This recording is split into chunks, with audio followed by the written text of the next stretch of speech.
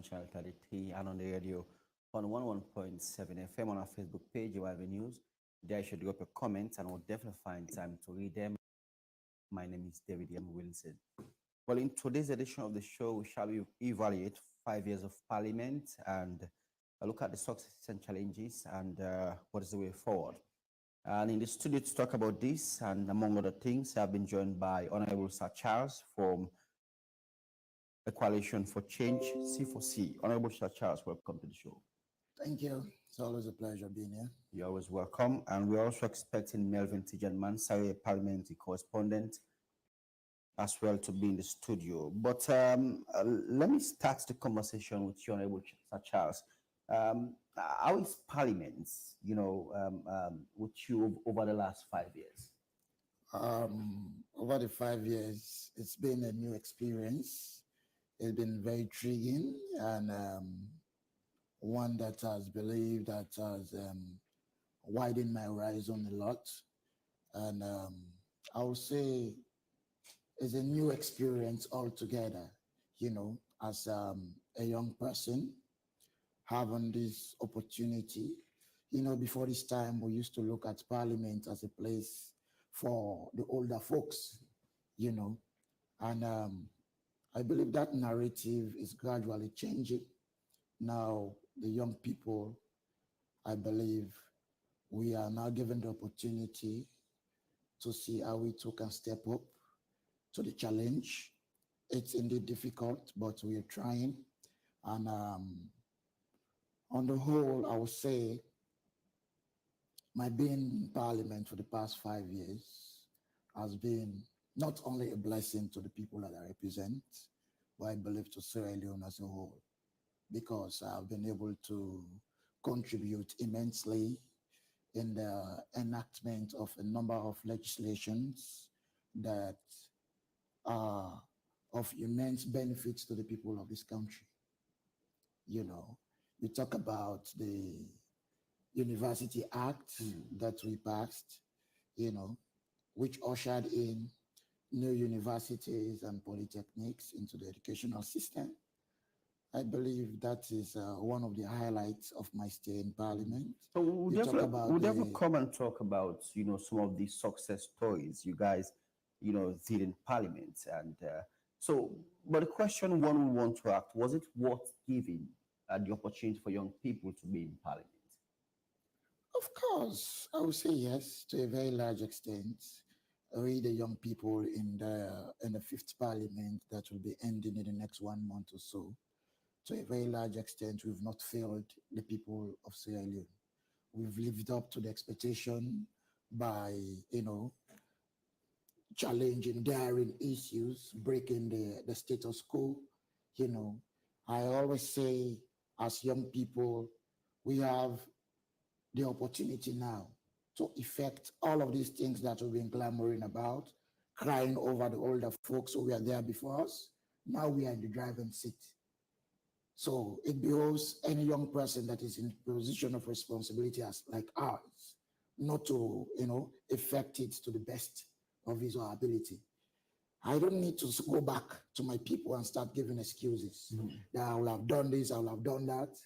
I'm very grateful to the people of Fiamma, Camara, and Benson Children, having looked at all the numerous talents, people that are available that could do the job of representing them even better. But they decided to say, yes, we believe in you, go there and represent us. So it's an opportunity that I will forever cherish. And it's something that I have always used to the best of my ability. Because over the years, the people that have been representing us to a very large extent, they have not been our voices. In the sense, you find that some parliamentarians will be in Parliament throughout, the lifespan of that Parliament without making, input to sensitive issues in the world.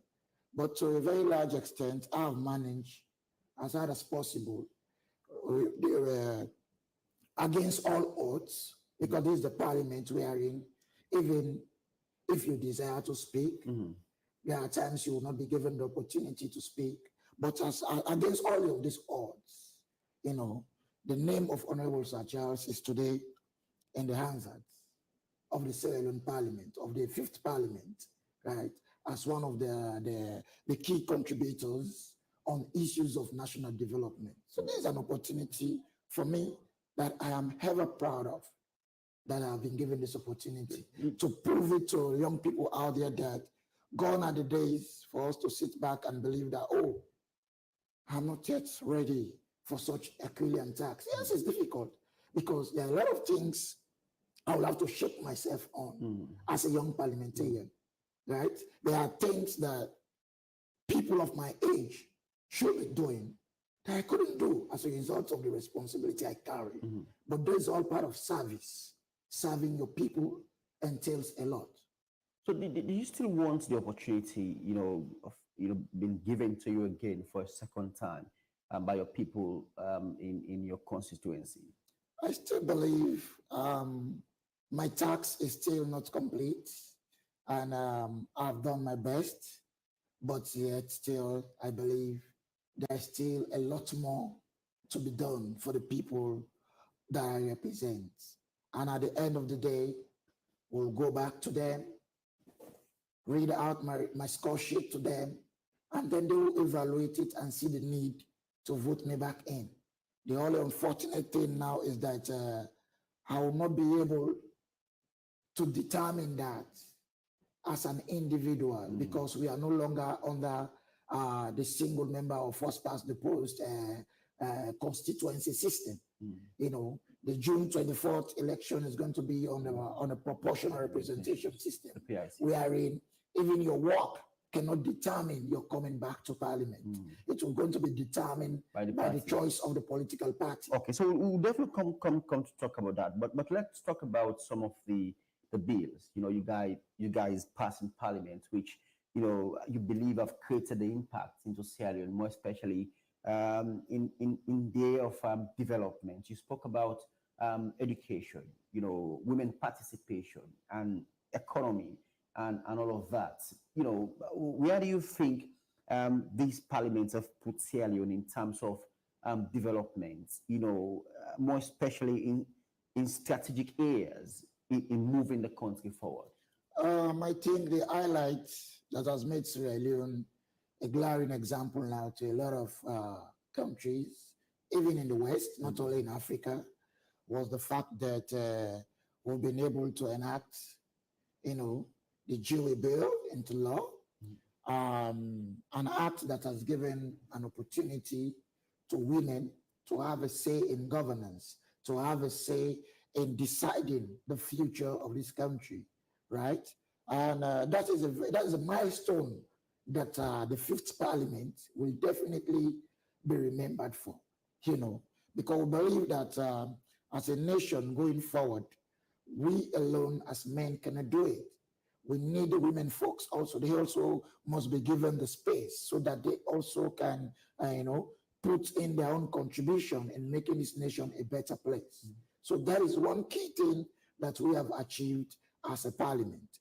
Another thing also was that we were able to decriminalize, the libel law, all of these, I believe, are achievements that we've done. You talk about the Anti-Corruption Commission Act, we strengthen it, giving more power to the ACC so that they can be able to carry out their functions judiciously. So in a nutshell, we've done a lot that I believe the people of Sierra Leone could be proud of. Okay, and so that's very significant, and we have seen a lot of controversies within your party, the C4C party, and in terms of leadership struggle, more especially in parliament, and moving into a new format,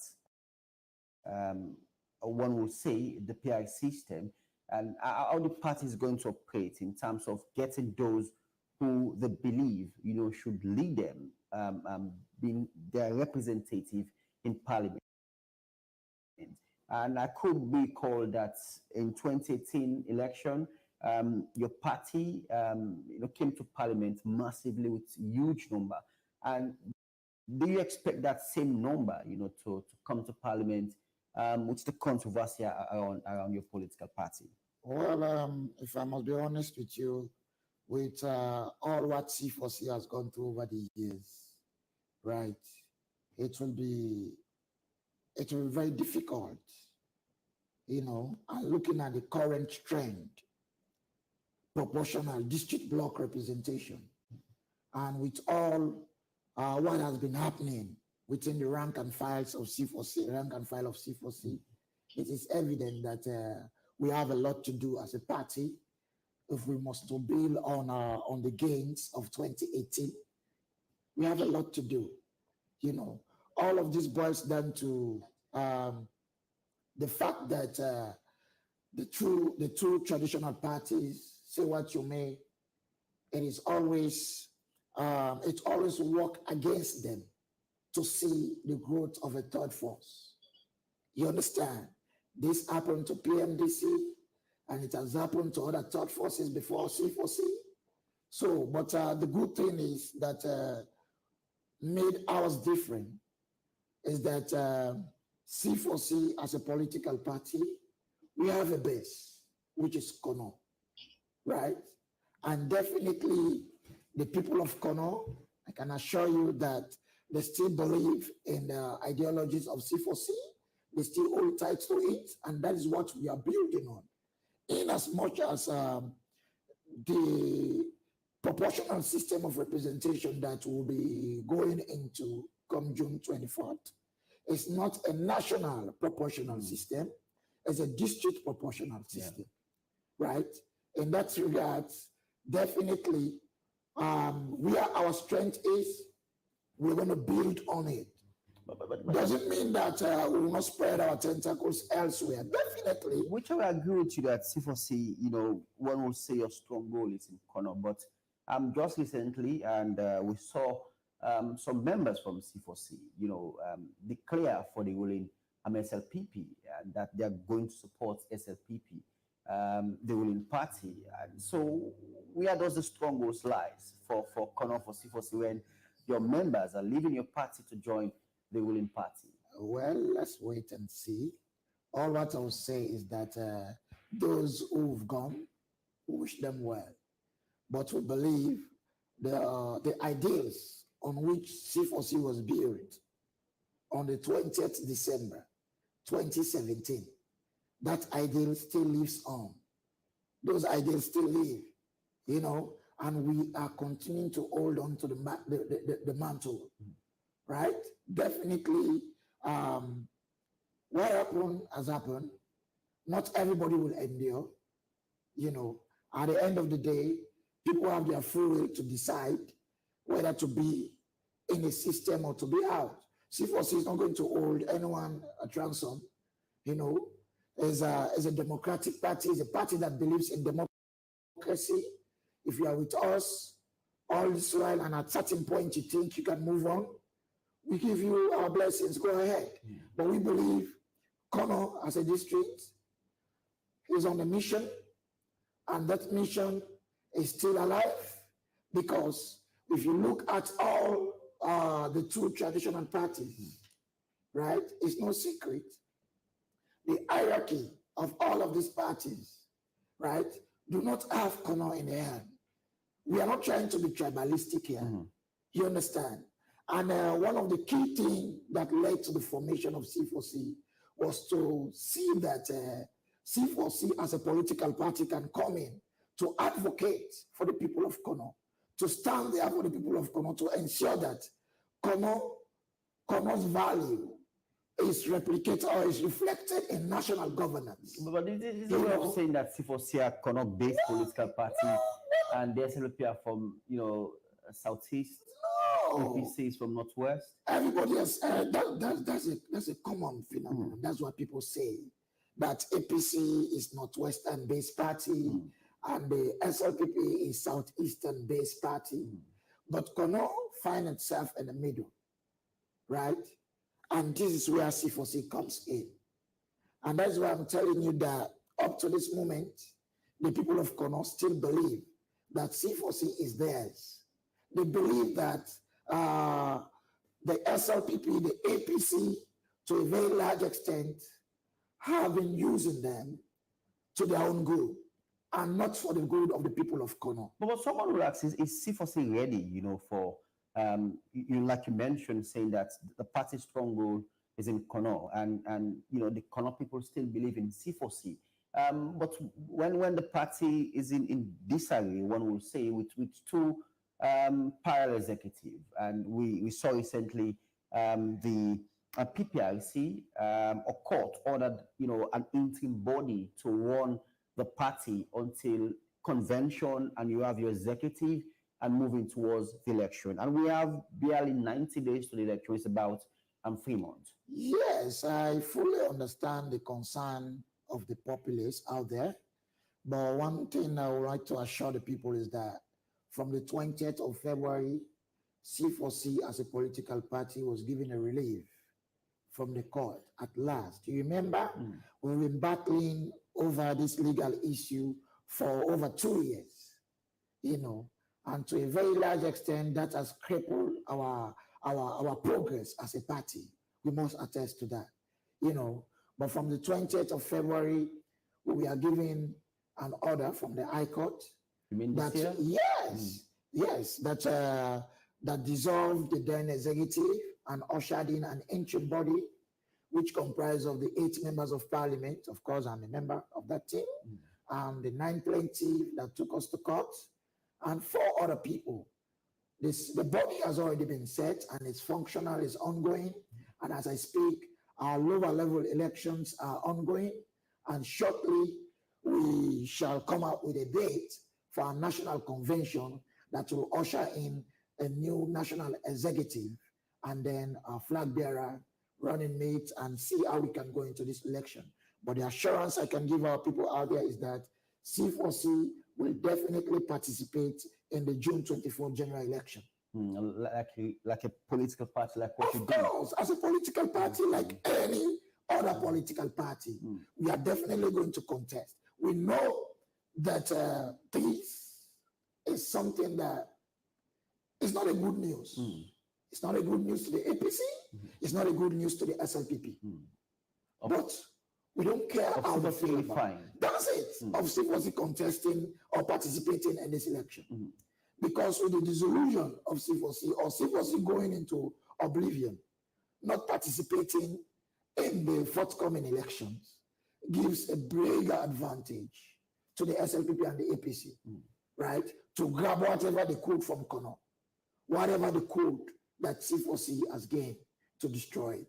So that's why we believe that this is a huge task, and that is why we are appealing to our members out there for us to put aside our differences. Let's come together for the good of our party and ensure that we all work collaboratively if we are serious about participating in the June 24th elections. I still believe there is time. In 2018, less than 3 months, we gain what we gain. We won 2 local councils and won almost all the seats in Kono district, but save for constituency 22. But you agree with me that was a time people believing in the C4C political party, more especially now we're moving towards these 2023 elections. There has been a lot of controversy within the party, and someone was asking the relationship between you and Honorable Emasi Lamina, and was saying that it was back and forth between 2 of you. And I remember sometimes, someone will call, tell you that I don't want this person to come to TV, some of that. But what has been the relationship between you and Honorable Emasi Lamina, your leader in parliament? Of course, we have gone through over this for years. I would say it's been like 3 years now. It's going to 3 years now. This issue of leadership of the C4C in parliament, we've been battling over it. I believe leadership decision of political parties in parliament does not lie in the hands of the MPs in parliament. Let's understand this. Yeah. As long as you go to that parliament under the ticket of a political party, the political party has a say with regards your leadership. We've seen that in the case of all the other political parties. C4C is not an exception.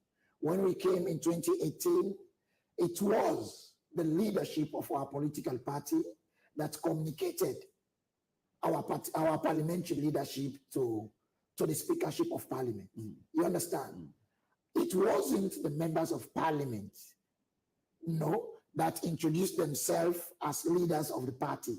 It was communicated by the leadership of the political party to parliament that these are our leaders to man the affairs of our party here in parliament. Along the line, if the leadership has a rethink and say, okay, let's give opportunity to other members of the caucus to have leadership experience. Because mind you, C4C is not like the other parties. It's not like the SFPP or the APC. These are traditional parties. These are parties with vast experiences. They have been in parliament for God knows how long. You understand? But C4C, this was our first time being in parliament.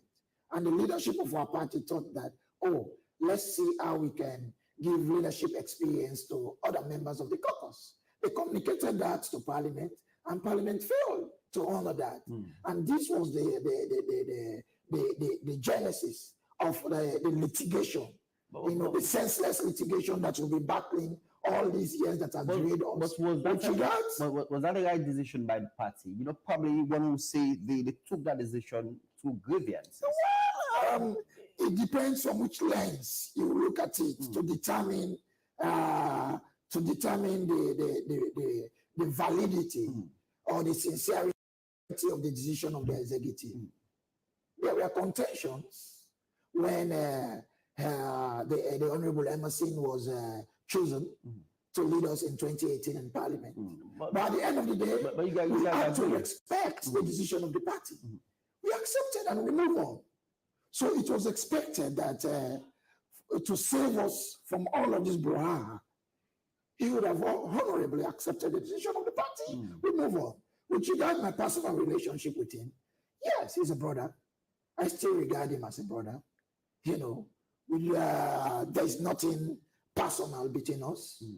All I will say is that we have some ideological differences. He might be looking at certain things from another angle, while I'll be looking at it from another angle. But that is the beauty of democracy. But at the end, we are all C4C. And therefore, we expect that we shouldn't allow, if any, of our personal, issues to interfere in the way of the progress of the party. So we are ready to move on together. If only it means well for the party, I believe this is time for us all to come on board, put all effort together to ensure that we go through our convention and have our party ready for the June 24 general election. So I know that, like you mentioned, the committee is actually working with regards to trying to unify members, from the party. You said those who have left, if they're willing to come back to the party will accept them, and to ensure that you guys move on, and get your party ready for the election. And so let's talk about preparation with regards to that. I know we'll come to talk about your ambition, and you want to run back, and being that it's another PR system, it's the political party and the executive or whosoever will determine those will be going to parliament. I listened to the president, sometimes back. That was when he was in Kailao, and there were 3 candidates who actually wanted to contest for parliamentary in that district. And he said, they should be able to unite as one. And in the situation, the party decided to choose one person from them out of the 3. The 2 should ensure they rally behind the individual who has been chosen by the political party. And that speaks about leadership, that speaks about oneness. Is that what we'll be expecting for C4C? And I know we are in a leadership will not be thinking that this person was not in my camp, was not in favor of me. but he or she has worked hard for his people, and he deserves to be in parliament. Definitely, that's the beauty of democracy. At certain point in life, we all might not agree, you know, but our disagreement should not debar the progress, should not debar our collective progress. Yeah. Um, what we are saying is that when we get there, we are expecting that definitely people will come in, they will show their interest. But at the end of the day, one good thing is that the current crop of members of parliament from our party, to a very large extent, we've done a lot, and definitely consideration will be given when it comes to the decision of the party as to who should come to parliament or not. And it's not only about what you've done that's going to determine you coming back. It's about how best you stand by the ideals of the party that made you who you are. Honorable Sir Charles today wouldn't have been an honorable member of parliament without C4C. So you believe in the ideology of C4C? That's what I'm saying. The party is going to look at all of these parameters, all of these benchmarks. And that doesn't mean they are going to disregard what I have done or what somebody else has done that has won the heart of the people.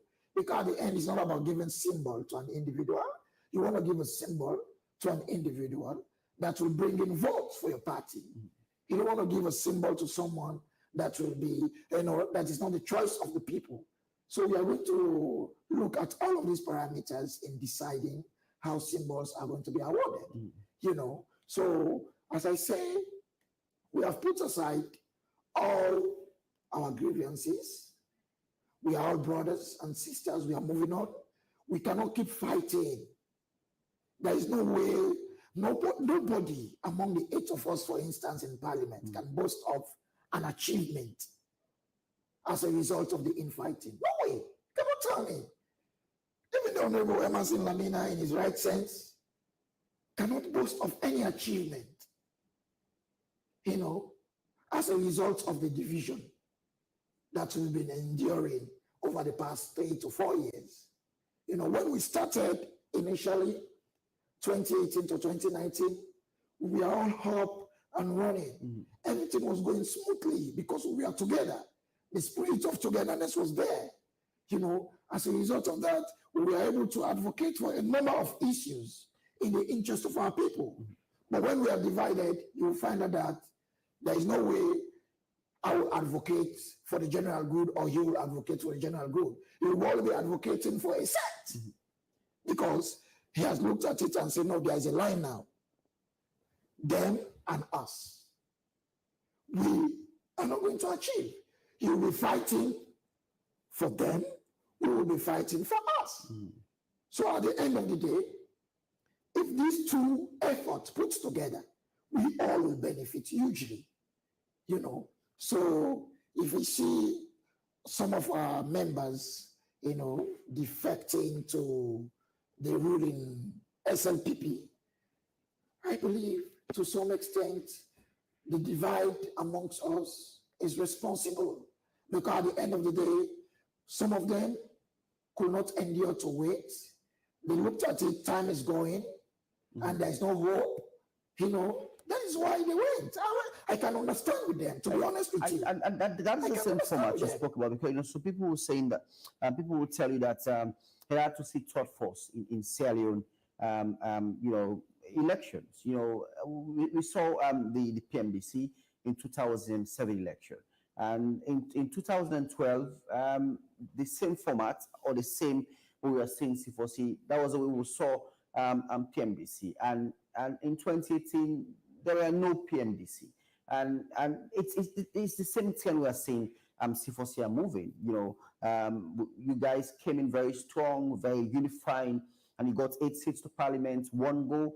And now in this 2018 election, controversy is surrounding within the party, and members are leaving your party to join other political parties, more especially the ruling Sierra Leone People's Party. And it's scary where we're heading to. Most people believe they want to see a new party Sierra Leoneans, if you ask few of them, they will tell you that we want to change the two main political parties. But they will tell you that we have not been seeing that third force that is ready to kick both parties. You know, the thing is, it is difficult.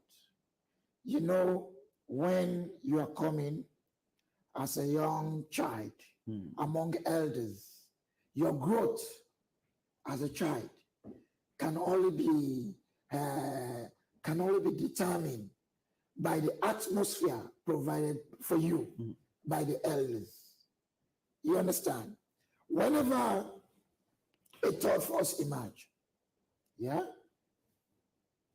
the two big political parties will become jittery for a simple reason.